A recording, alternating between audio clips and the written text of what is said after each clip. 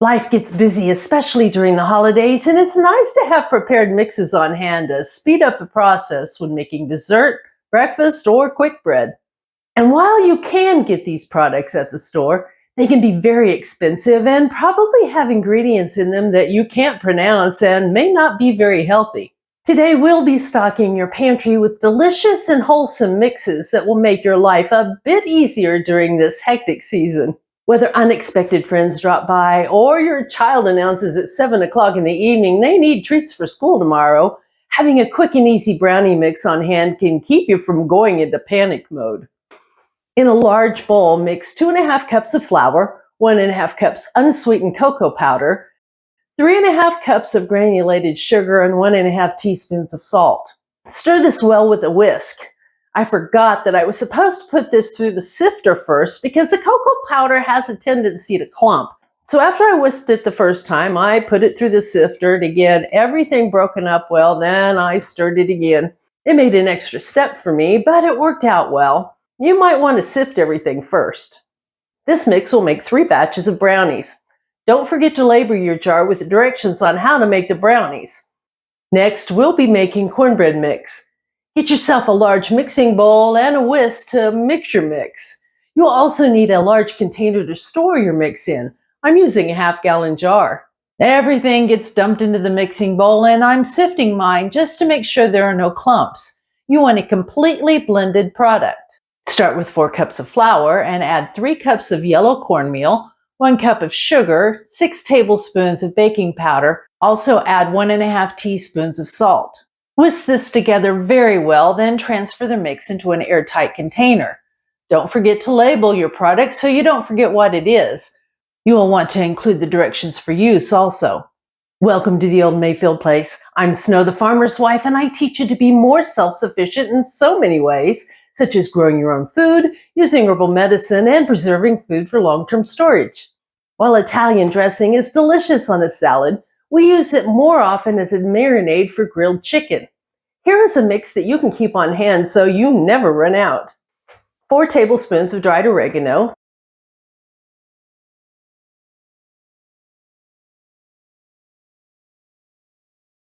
2 tablespoons of dried basil,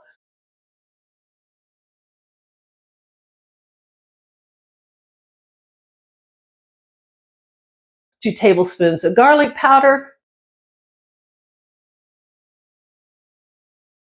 2 tablespoons of onion powder, 2 teaspoons of dried thyme,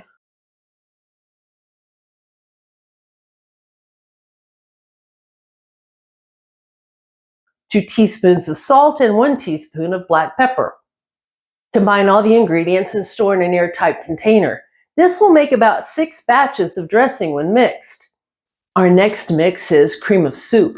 This is so handy to have on hand to add to your favorite recipe or to make a quick cup of soup for lunch. And because you control the ingredients, it's much healthier than those canned cream soups. Here's what you'll need. 1 cup of non-fat dry milk powder, 6 tablespoons of cornstarch, 1/4 cup of chicken bouillon powder, 1/2 teaspoon of onion powder, 1/4 teaspoon of garlic powder, and 1/4 teaspoon of black pepper. In a large mixing bowl, combine all the ingredients and mix well until everything is evenly distributed. You can use a whisk or a fork to get the job done. Once the mixture is well combined, transfer it to an airtight container like this mason jar. Add a desiccant to keep everything dry, then put the lid on tightly. You can store the soup mix in your pantry for up to a year. Don't forget your label. When you're ready to use your homemade cream soup mix, simply mix 1/3 of the cup of the mix with 1 1/4 cup of water. Bring this to a boil and stir until thickened. This batch will make 5 cans of soup. If your recipe calls for cream of mushroom soup, add 1 teaspoon of dried mushroom powder to your 1/3 cup of mix.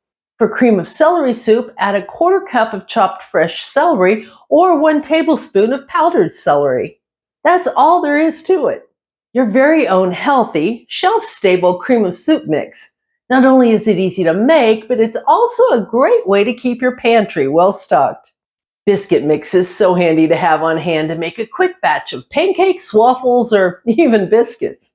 Today we'll be making a batch of homemade biscuit mix that you can use to replace Bisquick in your kitchen. To make the biscuit mix, you will need the following ingredients: 5½ cups of all-purpose flour, 3/4 of a cup of cornstarch, 3 tablespoons of baking powder, 2 tablespoons of sugar, 1½ teaspoons of table salt, 3/4 of a teaspoon of baking soda, and 8 tablespoons of vegetable oil. Whisk all the dry ingredients together completely, then add the oil in small amounts if you're going to whisk it in by hand. You can use an electric mixer to speed up the process, but it only takes me about 5 minutes to do it by hand, and I'm too lazy to get the mixer out.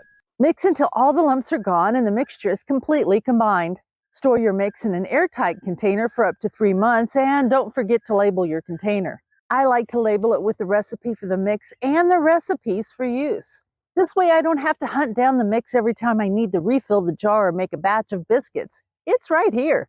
This mix costs $2.28 for the entire batch. And now you're ready to make pancakes, waffles, or biscuits anytime you want them. You can find the directions on how to make these and the recipe for the mix in the description below. Wasn't that easy? What are some of your favorite make-ahead mixes that you would like to share with the rest of us? Leave your suggestions in the comments below. Thank you for stopping by the Old Mayfield place today. Stay prepared, get those mixes made, and have a blessed week.